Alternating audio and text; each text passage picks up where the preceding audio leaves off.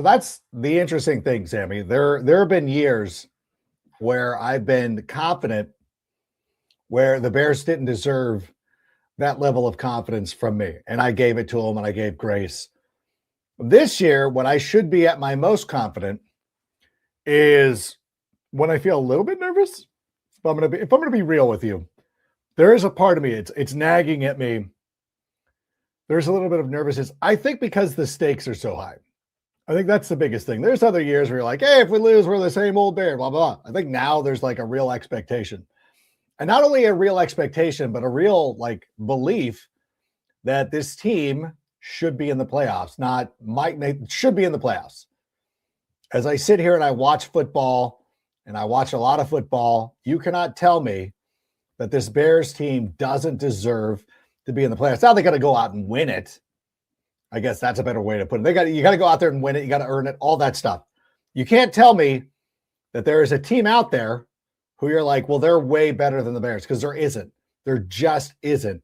That's why the stakes are so high. That's why it's so important. And I think that's why I get that energy. And I think it's more of an energy than a nervousness, but there is something about it. And there is something that, something that I haven't felt before in Chicago, or at least in quite some time. But you know what? I'm ready to get into it. So Sammy, let's just go ahead and start the show.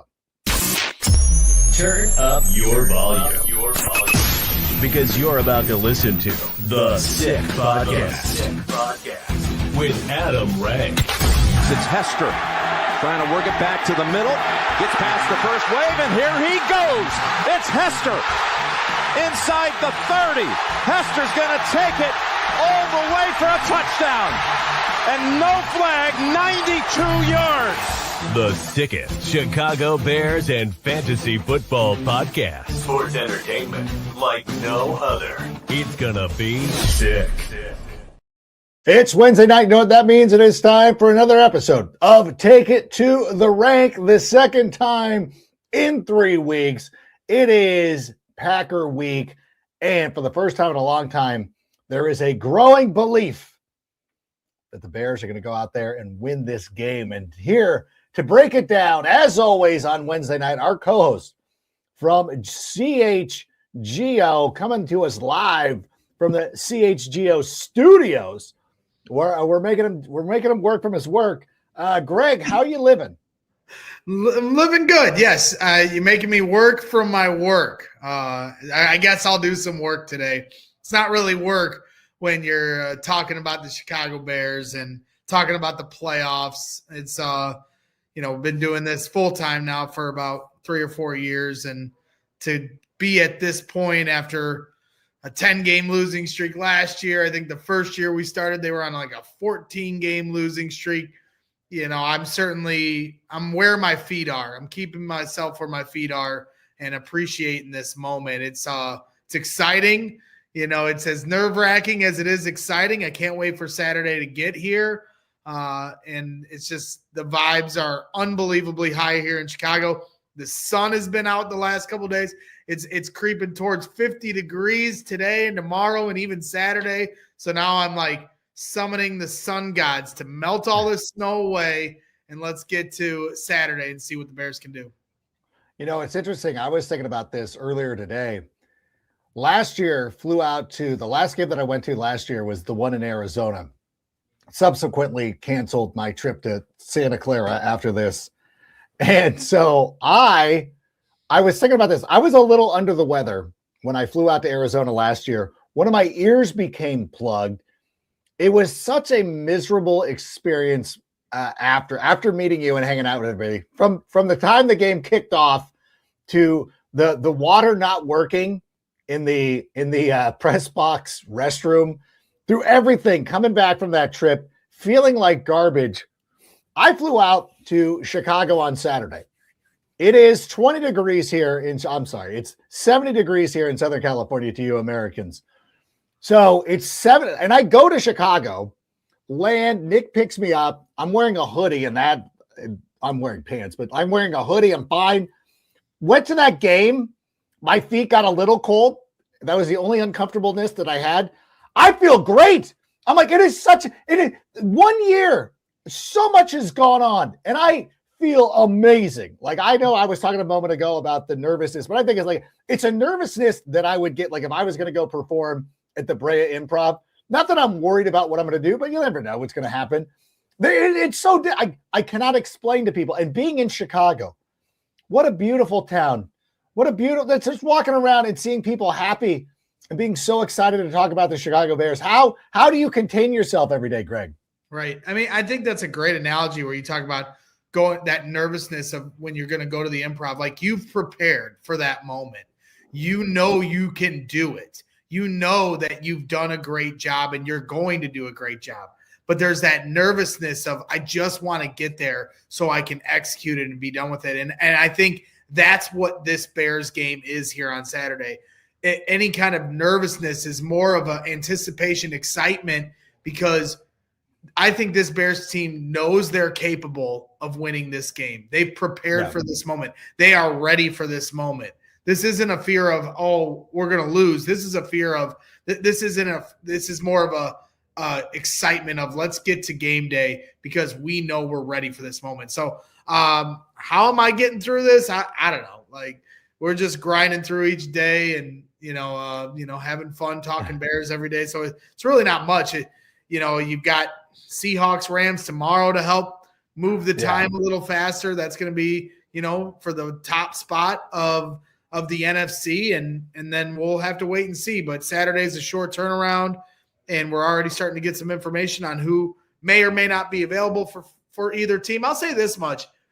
This game, unlike the first Bears-Packers game, this Bears game to me feels a lot like that Bears-Eagles game on that Friday. Because, and the reason I say that is, now you kind of know where you stand in terms of how you stack up with the Packers, but more so of where you're finding the Packers. Because just like the Eagles, they got them on a short week.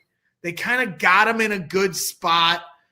For the Eagles, it was more about the team kind of fracturing in different areas. Whereas for the Packers, they're kind of, ailing from some really tough injuries, obviously losing Micah Parsons for the year last week. And so it does kind of feel like where you went into that Eagles game saying, yeah, I think they can win this game. I think this could be a huge statement for Ben Johnson and this organization. And I also like the matchup and the spot we're getting him at. I think in terms of similarities, I think there's a lot of those when you look at the Bears-Packers matchup here on Saturday. Yeah, that's a great point. That should be the energy that we have. I also, did you notice this too?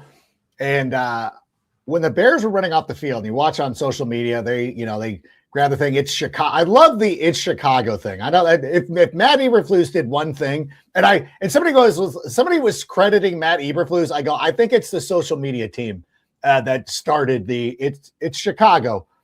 But if you noticed, players were running off the field being like, it's Packer week already. That is the one thing. I forget who it was, but I know I saw at least one of them be like, leaving the game. Like, not talking about, hey, we just smoked the Browns. But immediately was like, it's Packers week. Like, that to me set me, like, I really had a calming sensation when I saw that.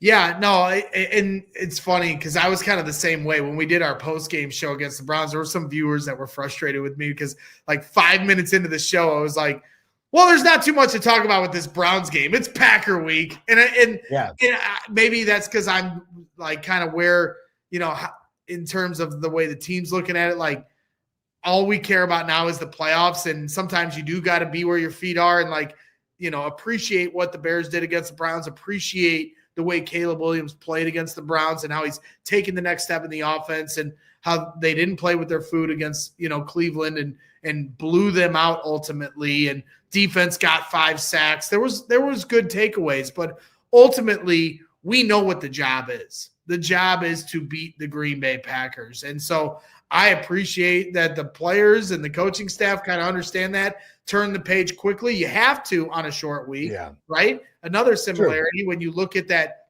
Eagles week, the week before they played the Steelers, and Ben Johnson admitted that they were ahead on their scouting, that they had an advanced scouting team the week before before the Steelers game was even played, scouting for the Eagles game because they knew they had a short week against Philadelphia, and that was going to be a big matchup. So, this is a little different.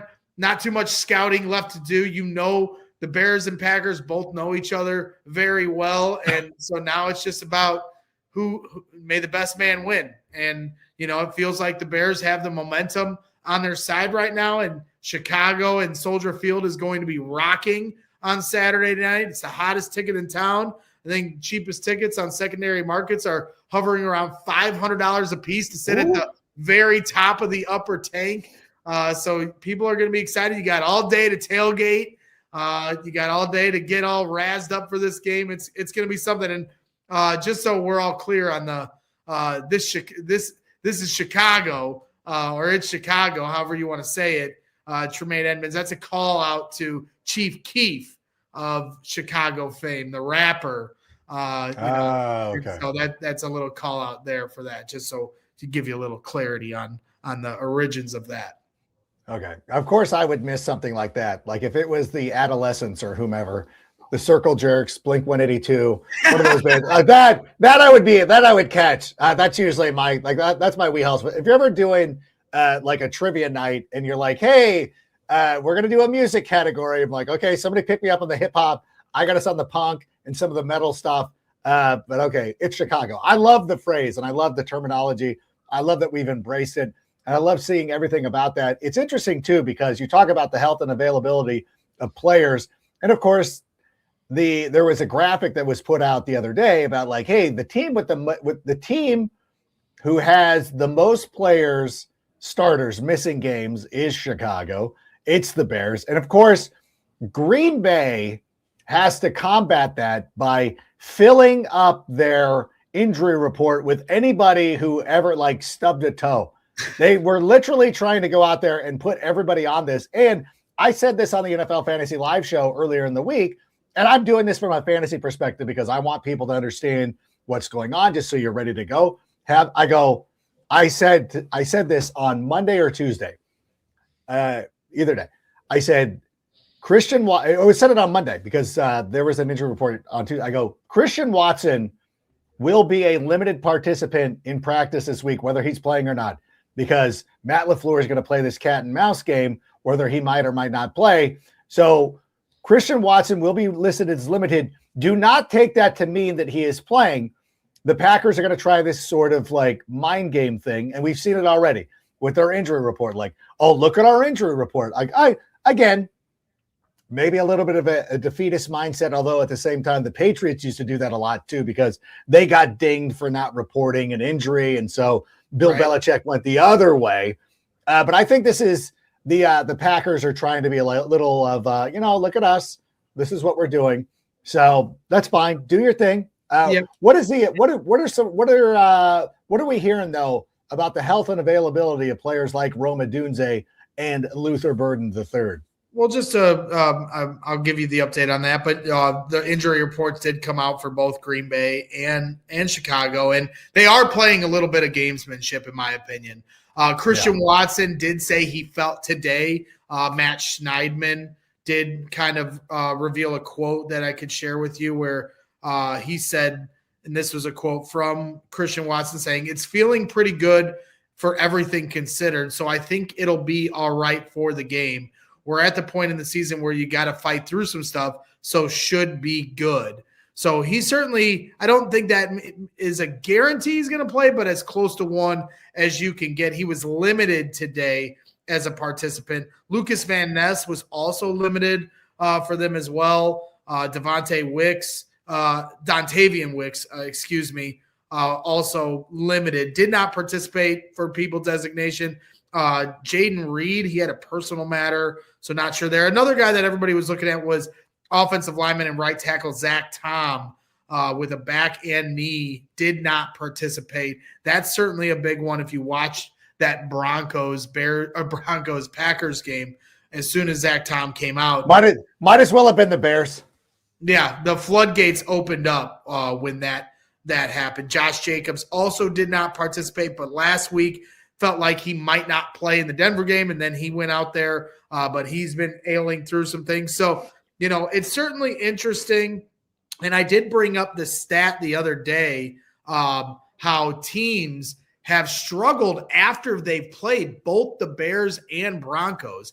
Teams are 2-10-1 after playing the Chicago Bears this season. The week after you play the Bears, teams in the NFL 2-10-1 on the year. And for the Broncos, teams after playing Denver are 3-10 on the season. And so you look at the Packers' point of view. Go ahead.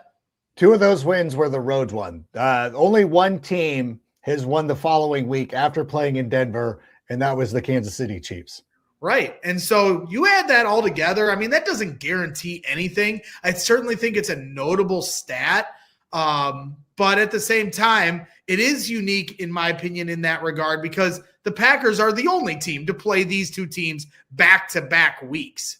Right. So at least more than likely. And so now you're playing these teams back-to-back weeks, and now you're playing in Chicago on a short week. Your injury report has just got, like you said, they're throwing everybody on there.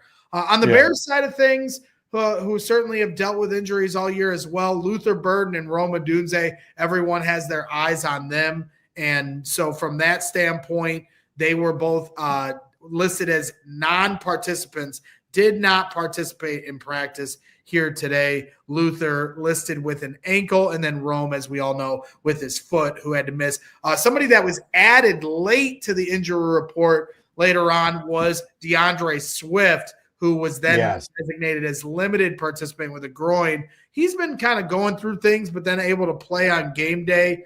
And then Cole Kmet with an ankle/knee designation, limited participant yesterday, limited.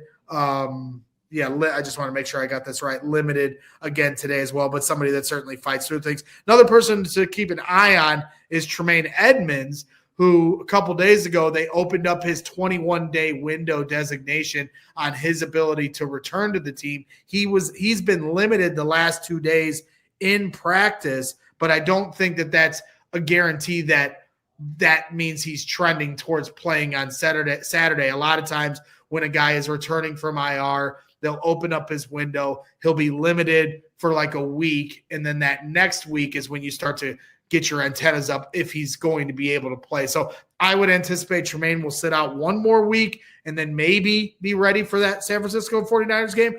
But I also just think, Adam, and I know this is long-winded, but I just think all bets are off on who does play. Packers are doing the same thing. Christian Watson, I think any other week would probably sit out this week. But because the NFC North is on the line. So I honestly, as crazy as it sounds, I wouldn't leave off the table that Rome Odunze does play on Saturday. He's trying to get out there. He tried to get out there in negative 10-degree temperatures against most people's suggestions last week. And that's because he knows, everyone knows how important these games are. And so if Rome Odunze might be dealing with this heel injury the rest of the year, whether he doesn't play or does, maybe it is a situation where he's like, well, you know what? This is money on the table time. It's time to go and win a division. If he sits out, it'll certainly understandably so. But I just think right now everybody's fighting to get out there. And I mentioned this on Tuesday's show, is that one of the players that I was watching, because you could notice him on the sidelines on Sunday, is Rome Odunze was out. His hair was peeking out of his hoodie. So he's unmistakable. You know what I'm saying? Like the hair gives him away. He was out there celebrating. He was out there having a good time. So it wasn't like he was moping. They were not hiding him in one of the luxury boxes. He was not sitting up with Seth Rollins and Becky Lynch. He was not sitting there with Jeff Joniak or anything like that. Although they wouldn't let me into Jeff Joniak's booth, which is a thing. I had texted Jeff after the game, and I showed him a picture of me like I was so close to his booth. And he's like, "Why didn't you come?" I'm like, "Bro, like security told me to beat it. They didn't want me to bother you," which is understandable because I look like a hooligan. They don't know who I am, especially when I'm bundled up. By the way, I almost didn't get into the CHGO tailgate because they're like, "I'm sorry, sir. Do you have a wristband?" And Crystal comes out of nowhere and she does a swim move, boom, around Emma, and it's like, "Hey, it's Adam Rank." By the way, I was like this. I was covered up, and she was like, "That's Adam Rank." Like, I'm like, "Oh, Crystal, thank you." So it was a lot of fun, but I think that Rome is in good spirits. I think everybody's so into this. It's so funny because everybody, and this comes from like an outside when seeing how people think about it from the outside world. Like DJ looks pissed. It's like DJ has never been on a winning team since high school. He's fine. If you've ever seen him, that's the way he looks. That's the expression on his face. Right. I think Roma Dunze is having a great time. He would love to be out there playing. He tried to play. I think that's admirable. People thought it was stupid. I'm like, that's how much it means to him to be on the field, is that he's trying to get out there. I think that the Bears were just kind of like, we're going to beat this. Like, get out of here. I know the fantasy enthusiasts were upset and complaining, which actually tickled me. I'm like, you know what? I like it. And I know too, and I was thinking about this because, you know, and I know I don't know how to put it in the fantasy context for those of you who don't play fantasy, but on the NFL Fantasy Live show on Wednesday, one of the hosts was like, I don't think Caleb Williams is going to have a good game against this team. He didn't show enough. You know, he didn't score enough points, even throwing 2 touchdowns last time. And this Bears team is going to run. And like, I don't want to interrupt somebody because I interrupt this guy enough. But it's like, you understand that the Bears were so effective last time running the football, and you hear the guys on ESPN Milwaukee or whatever be like, we'll force them to throw. I'm like, I don't know if you want to do that. I don't know, but I'm curious to your thoughts on this. How do you think the Bears are going to approach going up against Green Bay this week, especially since they were running the ball so effectively last time? Yeah, I mean, I think Ben always is looking for a balanced approach, always. And if you look at his run to pass ratio every game, he's going to find his way to a 50-50 split. That being said, more games than not, Caleb Williams always has over 30 pass attempts in a game. And so even when you look at an Eagles game or that Packers game a couple weeks ago and you think maybe they needed to run the ball more, Caleb's still throwing it over 30 times. So I don't think that that's going to change at all. And how they approach this game, I think they definitely saw the war of attrition win out as the game went on against Green Bay. But I think Ben's point a lot of times, and he said this after the Eagles game, is, you know, I want to keep that defense guessing. I want them to be off balance. And I think that's a fair argument to make when you're talking about a team that's ranked second in the league in rushing. And if you take out, you know, number one is the Bills. If you take out Josh Allen's rushing numbers and just stick to what the actual run game is, the Bears are the number one rushing team in the NFL. Hard to dispute the method to Ben Johnson's madness in that regard. Of course, they could run the ball more, but is that a 100% certainty that they just get more yards? You do need that element of surprise. And I think you're seeing over the last couple of weeks, this offense from a passing standpoint, starting to bud, starting to get to a place where I think Ben Johnson's standard of expectation is to be. And Caleb Williams probably had his most accurate on time and in rhythm game of the season. Yes, it's against the Cleveland Browns, who are dealing with a litany of injuries of their own. But at the same time, the execution level, that is something only Caleb Williams can control, has nothing to do with Cleveland side of things. He certainly was on point. And so I think the biggest element of this game, obviously, is the fact that Micah Parsons is not in. And when you don't have, as a play caller in Ben Johnson, a guy to worry about down to down, where is he lined up? Is he over Ozzie Trapillo? Is he over one of my D tackles? Is he on the other side going up against Darnell Wright?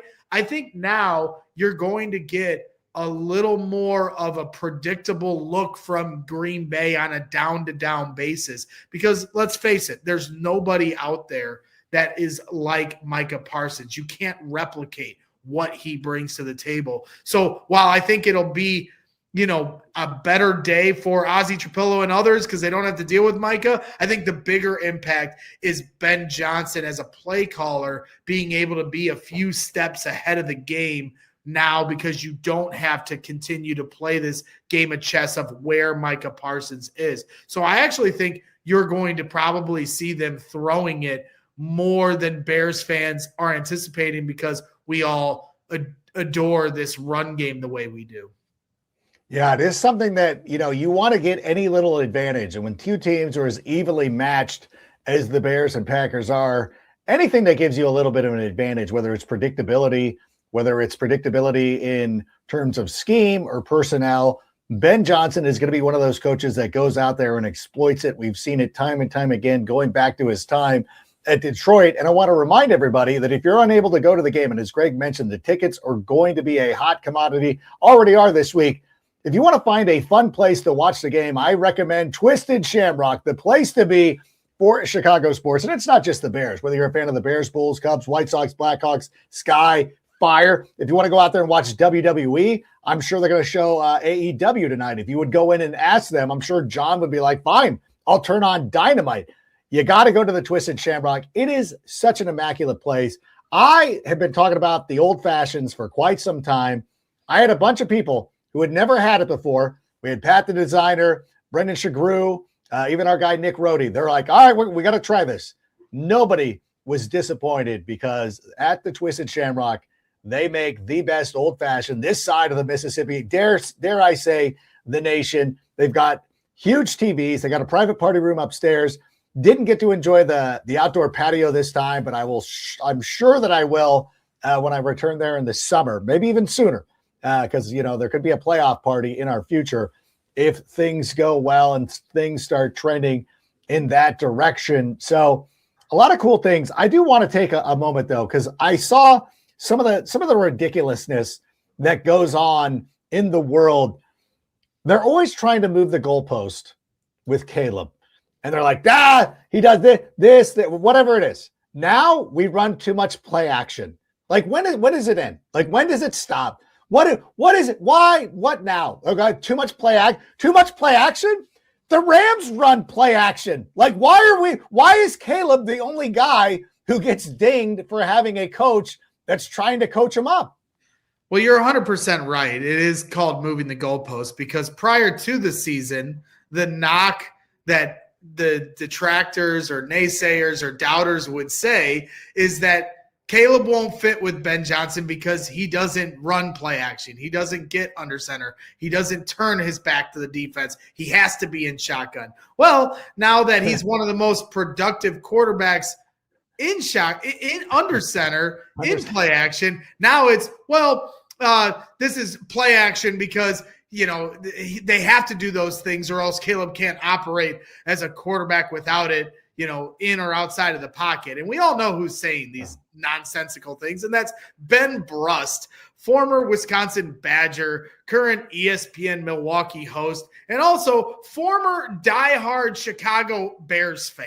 So I'm taking what Ben says with a grain of salt. If he wants to go ahead and fire up his audience and his fan base and feed them the cheese that they so need, go for it. Have your fun. It's Bears Packers week. But for all of us over here in Chicago, and you, Ben, who were a former Bears fan, who used to take in what we are doing over here in terms of content, radio, whatever you want to say, you are in a totally different stratosphere. And so all you're doing is just trying to shake the tree and come up with whatever you possibly can to try to get us riled up. And I'll say this much. No one in Wisconsin is knocking me off my spot this week. Not Ben Brust. Peter Bukowski can tweet as much as his heart desires. I don't care what anyone from Green Bay or Wisconsin have to say this week. Haven't interacted with them for weeks through this whole Bears-Packers thing going on the last 3 weeks, and I'll continue to stay the course because all I'm thinking about is what Ben Johnson can do here on Saturday against Green Bay and getting a win. They can rattle the cage all they want. I think a lot of it feels like nervousness to me, and guys just trying to pull from whatever branch they possibly can to rationalize how they definitely feel the footsteps of the Chicago Bears coming. But for me, I'm focused on Chicago. I'm focused on the Bears. They can be focused on whatever they want.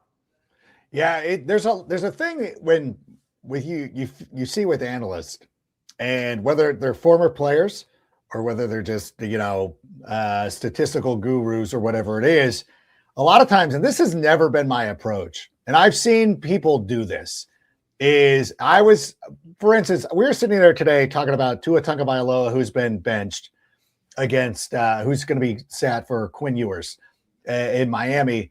And so one of our analysts was like, well, that means I'm off Darren Waller. And I'm like, why? He's like, this guy's worse. I'm like, well, nobody can be worse than Tua.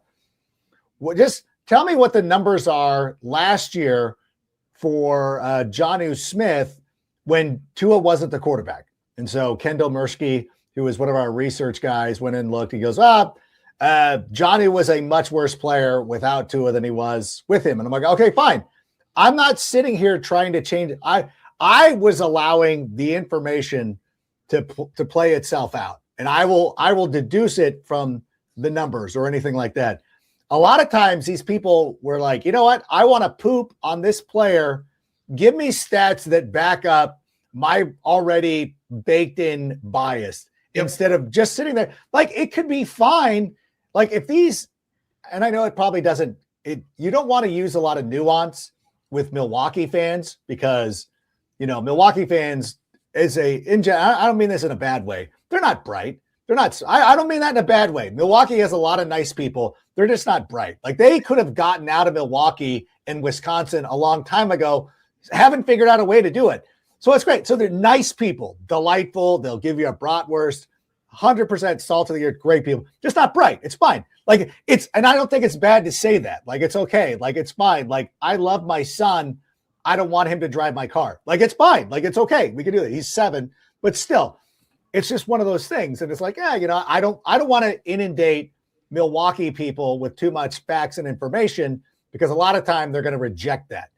So, but at some point you got to go out there and say, look, what I'm seeing is a lot better than I thought it was going to be. And it's okay to say that. You can still think your team is better, but you can also acknowledge, like, Caleb is playing, he's exceeding your expectations. And the reason I know why is because you have to find reasons why he's not playing good instead of just being like, well, it's just obvious. They're 4-4 or whatever it is, and the numbers are terrible. But I do want to. I love your call out that people of Wisconsin aren't smart enough to leave. Because that takes me back to Dogma. I don't know if you've ever seen Dogma. I love Dogma. Do you like Dogma? Dogma is one of my favorite movies ever, and now it is available on streaming. And it hadn't been for years. It was like in lockup, and now it finally is. And one of the best quotes of that is Bethany asks about the angels. You got to see the movie to really understand the context. But the fallen angels were condemned to a fate worse than hell. And Bethany goes, were they sent to hell? And Metatron says, worse, Wisconsin. And that was where they were sent for their punishment. But to your point, just going back to, I was listening to Waddle and Sylvie on my ride home from CHGO yesterday, Waddle and Sylvie on ESPN 1000. And I thought Sylvie really made a great point.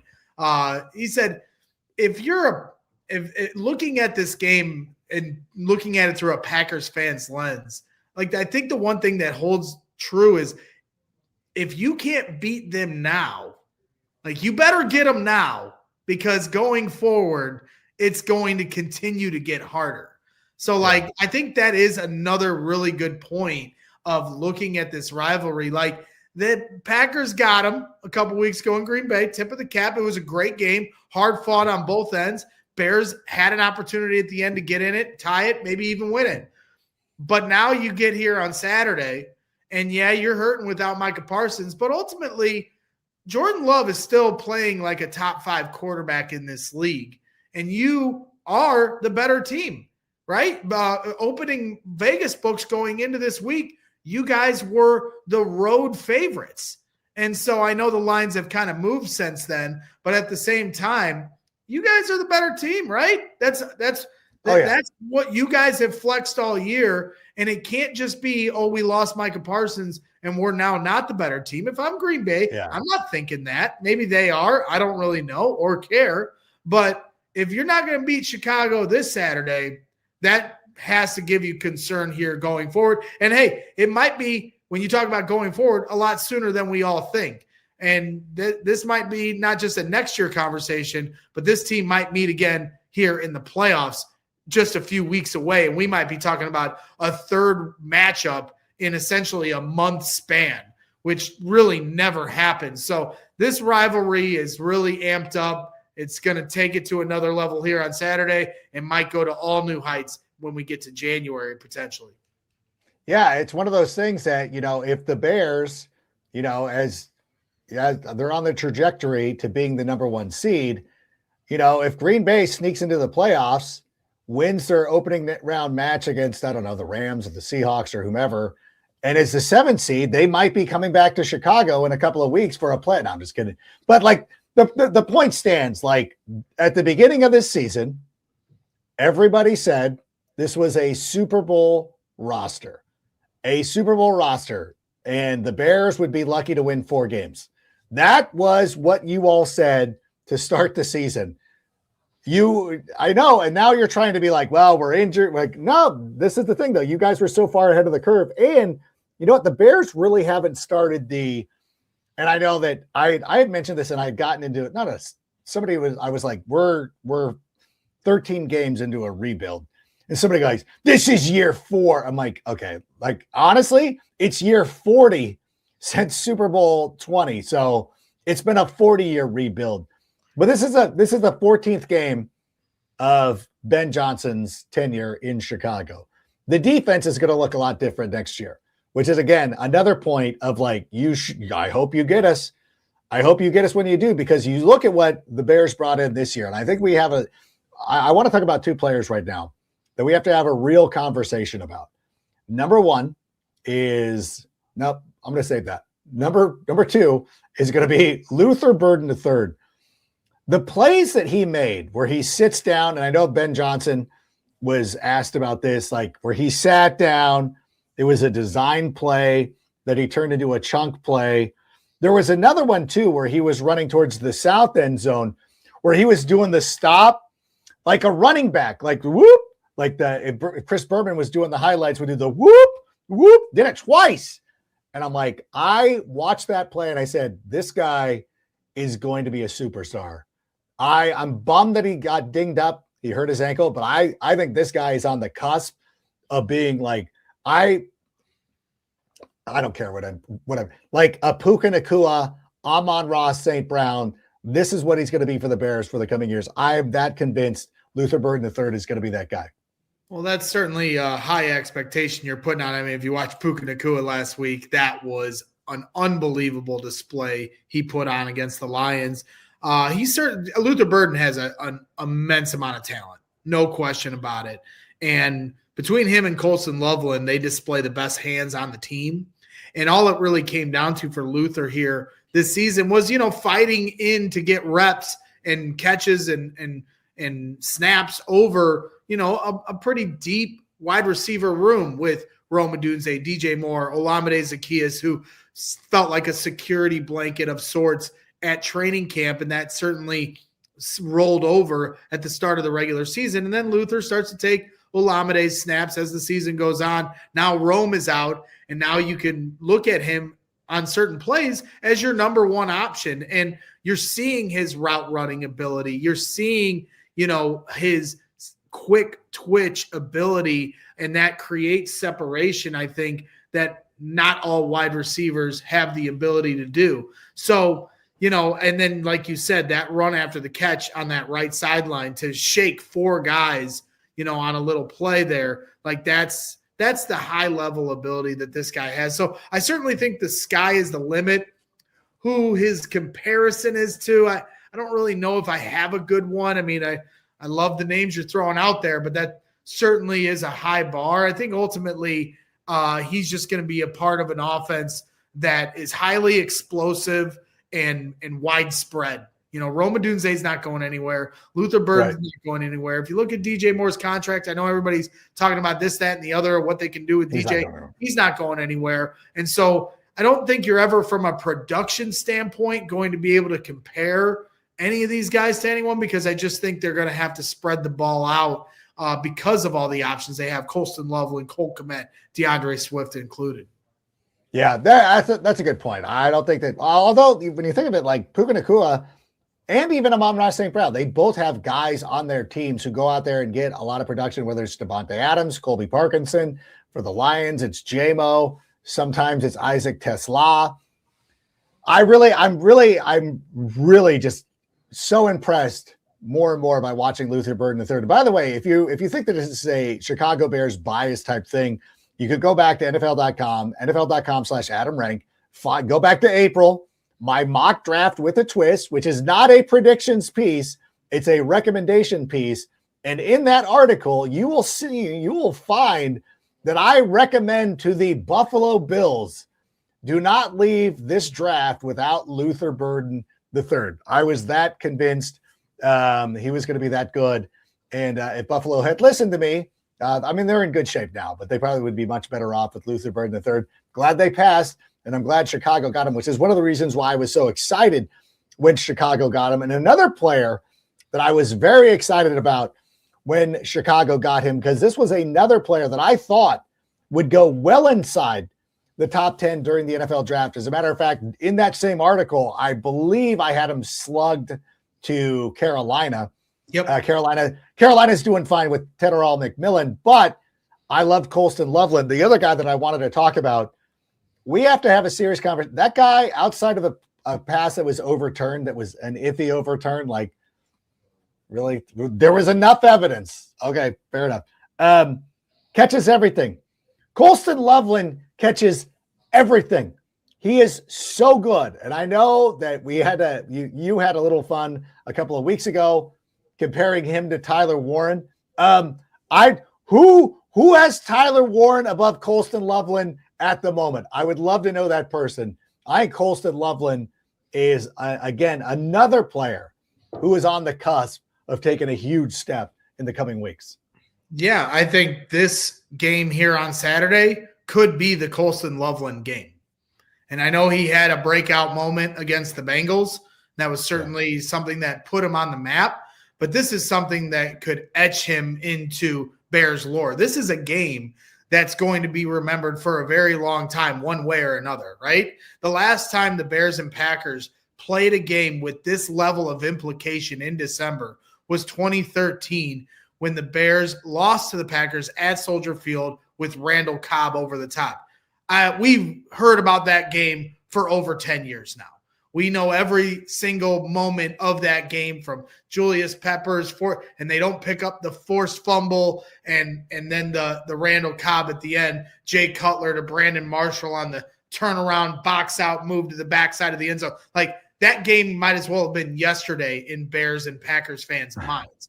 That's how this game coming up on Saturday is going to live in infamy one way or another. And so this could be the Colston Loveland game, because Luther Burden and Rome Odunze are both potentially not going to be available, and because you need someone to play that possession receiver role. And when you talk about the guys that have the best hands on this team, it starts with Colston Loveland. And so this could be the game where you see him lined up in a lot of different positions, but put in a position where Colston Loveland is your primary option on routes. And so he's a mismatch nightmare, whether he's against a linebacker with his speed or if he's matched up with a DB with his size. But I absolutely could see Ben Johnson featuring him in this game, and I absolutely could see Colston Loveland having multiple touchdowns in this game. You want to know how much Ben Johnson believes in Colston Loveland's ability? He had him run a jet sweep last week. How many times do you see a tight end jet sweep? Like that's a unique play. And I know it went for negative yardage, but just the idea that they felt like they could break a play there with your tight end shows the unique ability that Colston Loveland has. And so I think you're going to continue to see him flourish in Ben Johnson's offense, and I think you could see a big game from him here on Saturday. I wouldn't be shocked if he catches a touchdown pass from Cole Kmet. That is going to be one of my bold predictions coming up. The lefty out there slinging it. Would love to see it. By the way, I want to remind everybody too that, you know what, if you're on the go like me and you need to get a quick meal replacement, might I recommend our friends at Huel, which you can try right now for 15% off for first-time users. using the code SickBears. If you go to Huel.com/SickBears, you can get 15% off your first order. Set yourself up with a subscription. I actually still have it in the Ninja right now because I had frozen fruit today. But listen, this is one of those days where we tape NFL Fantasy Live in the morning, had to go up to the elementary school to go watch my children's Christmas performance, came back to sit here and do this with Greg. I got another show, then I got skate night. I'm going to be using this over and over again today. So if you want a great meal replacement, go to Huel.com/SickBears and get 15% off your first order. We've spent a lot of time talking about the offensive side of the football. Defensively, the Bears played a lot better in the second half of the first effort against the Cleveland Browns. Who needs to step up defensively this week? Especially, you don't want to fall behind. I don't want to be in one of those instances where it's like, we're in this situation where we're hoping for this.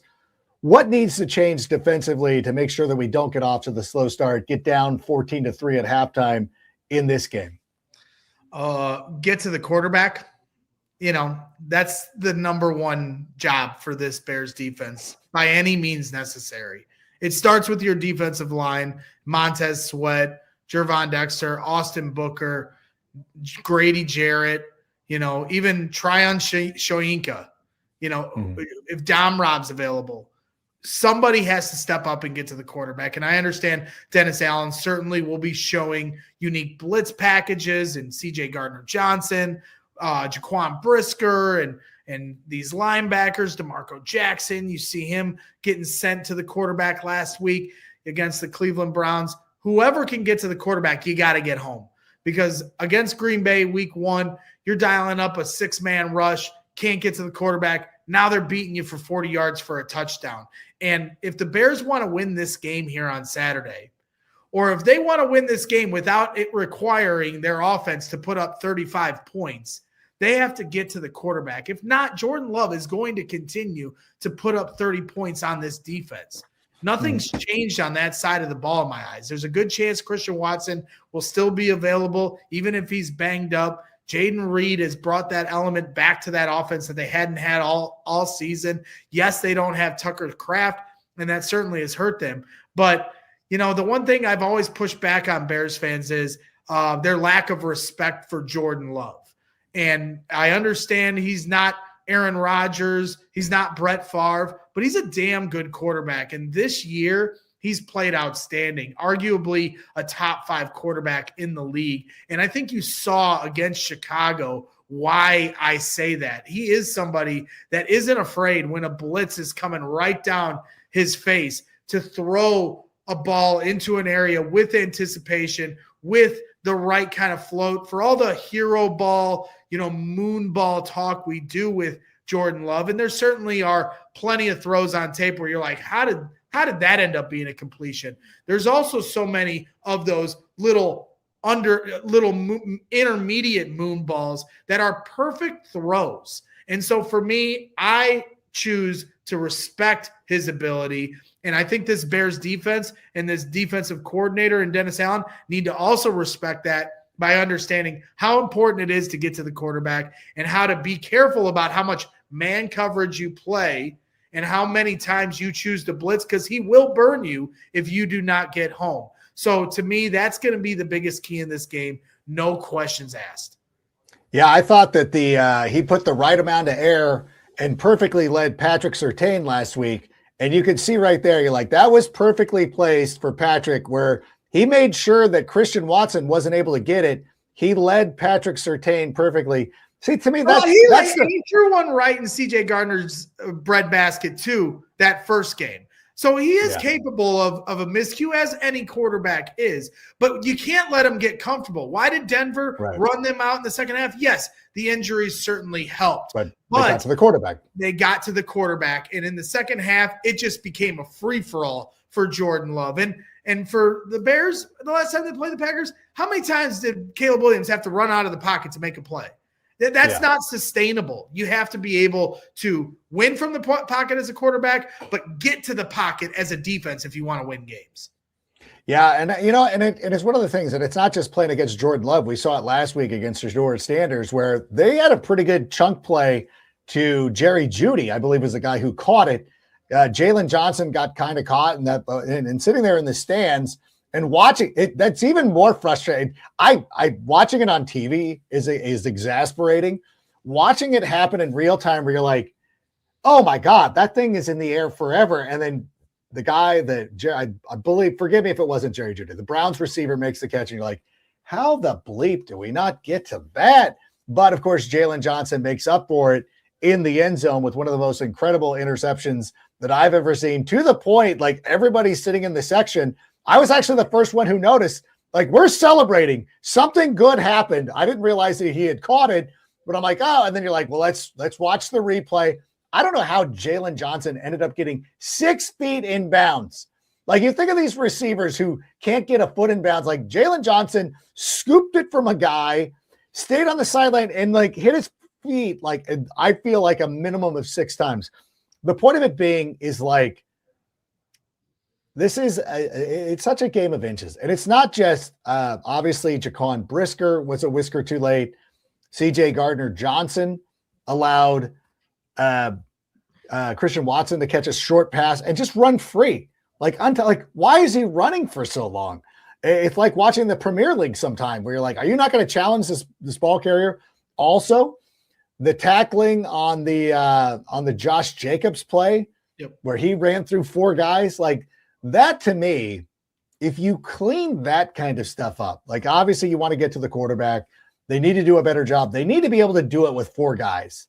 Like, you need people in coverage. I think that's the biggest thing, because when you leave them on an island, it is difficult. Even though it seems easy from the stands, you still got to go out there and just not give him the time to make those throws, and realize that when you pressure him a little bit, you saw him underthrow the ball just a touch. I feel like that was the length of his arm, but like, you see him, throw a ball that probably wouldn't be, that allowed Patrick Surtain to go out there and make a play. Got to make him uncomfortable. And it's going to be one of those things they got to do. By the way, as we're doing the show, again, this is on Wednesday. For anybody who's listening later in the week, Matthew Judon was released today on Wednesday, and everybody's, hey, I know that you put something out there on the Twitter.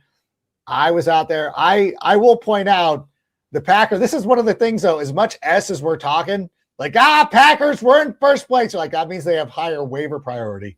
Now, we won't know who claims them off waivers. Do you think that this would, I can't imagine him getting past Green Bay. I don't know if he'll be ready to go on Saturday, but it feels like Matthew Judon is destined to be a Packer. That's certainly an interesting angle that I hadn't considered, and I probably should have. I think everybody was looking at the Patriots, a former team that he played for. I mean, he's obviously looking at who he can go to and make it an immediate impact. I don't think he's looking for a bidding war or a payday, here at the back end of a season. He's trying to get onto a playoff team, make an impact to set himself up for a payday here this offseason. So Green Bay, certainly, I think, a team that would have to kick the tires with the injuries they've had to their defensive line with, Micah Parsons, Devontae Wyatt. You're going to need bodies. You're going to have more injuries as the season progresses. That's not just a Green Bay thing. That's a Chicago thing. That's an NFL thing, as we saw last week with so many players, falling off the board, Patrick Mahomes included. You hate to see those kind of things, but it's the reality of the NFL.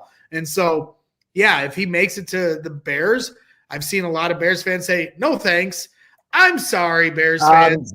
Beggars cannot be choosers. We are in no position to be disregarding kicking the tires on any pass rusher that is available at this point in the season, especially someone with the resume of Matthew Judon. He might have 0 sacks on the season and 9 tackles or whatever he has for Miami. We saw Miami at training camp.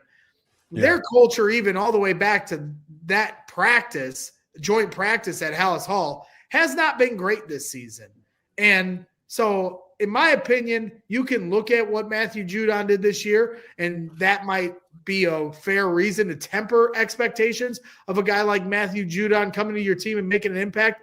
But I also think it's a reason, when you look at him coming from the Dolphins, as to say, well, maybe things can be different with a better coaching staff and a better organization and teams that have their stuff together. And when you look at the Bears and you look at the job this coaching staff has done, did anybody think Nashawn Wright was going to be, an impactful Pro Bowl level player that could change the complexion of your season? Did anyone think DeMarco Jackson was going to save you in the nick of time? I saw a lot of Bears fans having questions about how C.J. Gardner-Johnson would fit in this locker room. He's 6-1 since he joined the Chicago Bears, and it's a team effort, but without C.J. Gardner-Johnson, I do question how many of those games go the other way. He's been a huge shot in the arm, and the list goes on and on in terms of people stepping up. And so if you are doubting that Matthew Judon could come here and change the trajectory of how this season has gone for him personally with a team like Chicago, I don't think you're paying attention to what this coaching staff is capable of. Yeah, and I saw you tweet that out, and I didn't want to punk you on X. Not only is Green Bay ahead of them, I think, and it's funny because the Packer fans were coming out and or people like Packer. I'm like, we're also overlooking the fact that a team that has priority over both of those sides are the Detroit Lions. And if I'm the Detroit Lions right now, who always need help defensively, it feels like, if I'm the Lions scratching and clawing to try to get into one of those top 7 seeds, and I know full well the Packers or the Bears would love to have Matthew Judon, you know I'm going to be putting in a claim if I'm the Detroit Lions. I wouldn't be shocked if he goes there. Carolina, Tampa Bay, 2 teams that could also use, everybody could use a pass rusher. I think that what you're getting out of them right now is one of those playoff teams. Again, this is, it's fun to look at us being the number 2 seed. You're like, yeah, we're also not in a position to go out there and pick them up. And New England is behind us too. So it's like, he's not getting to the Patriots either. And if he does, it means he's washed. It means that nobody wants him. But I would imagine one of these teams, one of these playoff teams would want to take a shot at Matthew Judon because, 100%. Like you said, you never know. Like, you're like, whatever, roll the dice. Can he play 10 plays and rush the quarterback? He's not getting to the Bears, so it's kind of a futile exercise, but it's like, obviously we would want a player like that. Like, yeah, just go out there and run. Like, see what happens. We got some guys who can play. Let's see what happens. I just don't think it's going to get to that point. I can't even imagine Green Bay letting him go because Green Bay would know. They would be like, we don't want Chicago to get him. But the Lions have to be like, we don't want these 2 teams to get him because we're fighting for them. Before I let you go real quick, I think it's as much as like this game is important, and it truly is. It's truly important. But regardless of what happens this week, the Bears are still in a great position to make the playoffs, still have a game on the road at San Francisco, still have the Lions at home. I know nobody wants to talk about that right now, but like, it's a big game, but it's not the entire game. Although I don't want to take away from this thing. I don't know. I'm just excited, and I wish I was out there. How are we role reversing? Like a few weeks ago, I'm like, oh, this isn't a big, like, we're house money, and this, and now you're doing the hedging. Now you're the one saying this is the biggest game ever. Rank. This is the biggest game ever. Yes, they still have an opportunity to make the playoffs no matter what happens in this game. But if you're still trying to win a 1 seed, if you're still trying to win the NFC North, this is a gotta-have-it game. There's so much on the line in terms of this team kind of wiping away some of the labels that this organization has had for a long time. And they've done a lot of that heavy lifting this season, where they're gaining the respect of their peers. They're gaining respect of the fans. They're gaining respect of a national audience and fans and media across the country with what they see in the future of the Ben Johnson Chicago Bears. But the one town that has no respect for the Bears is entitlement town. And if you want them to finally... Wasn't that my line? Then I just interception.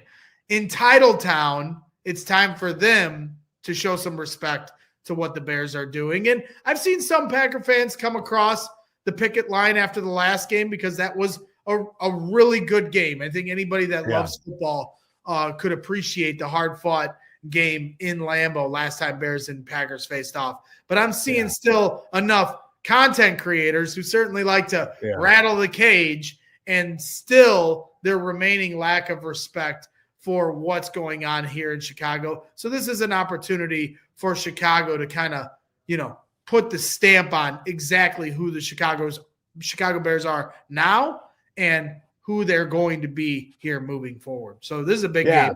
I'm not downplaying this one at all. I've seen some Packer fans being like, the Bears are pretty good. But then you have the guys like, who is that Badger guy, Brett Bielema or whomever is on ESPN Milwaukee? Bo Melton, whatever, whomever it is. They gotta play to their base. They gotta pander to the Milwaukee. But that's the thing about Ben Brust. He's playing to his base. I get it, but he's a former diehard Chicago Bears fan. He probably still is. Like he's probably secretly like fist bumping people. Right. He's playing a role.